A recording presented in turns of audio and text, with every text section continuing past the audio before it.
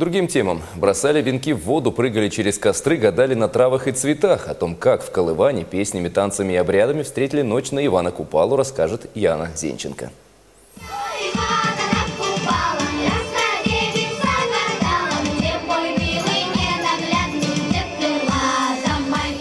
В этом празднике слились языческий день солнцестояния и христианский Рождество Иоанна Крестителя. Сегодняшняя ночь волшебная. Считается, что деревья переходят с места на место и разговаривают с друг другом, шелестя листьями. Беседуют животные и травы, которые этой ночью наполняются чудодейственной силой. Древние обычаи, может, и потеряли магическую силу, но не свою притягательность. В этот день все ждут чуда – исполнения самого заветного желания.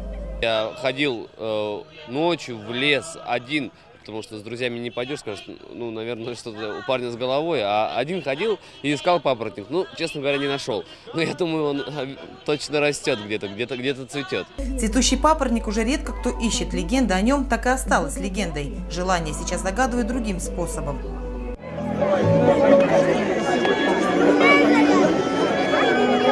Спать этой ночью никак нельзя. По преданиям, нечисть обретает особую силу. А чтобы не поддаваться проискам злых духов, наши предки прыгали через костер. Это своего рода обряд очищения.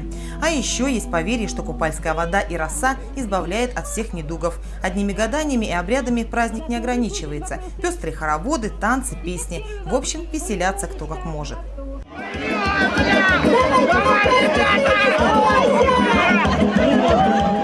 Старинным обрядам и суевериям сегодня мало кто верит, но возможности проверить, а может действует, никто не упускает. Ночь, как ни крути, волшебная.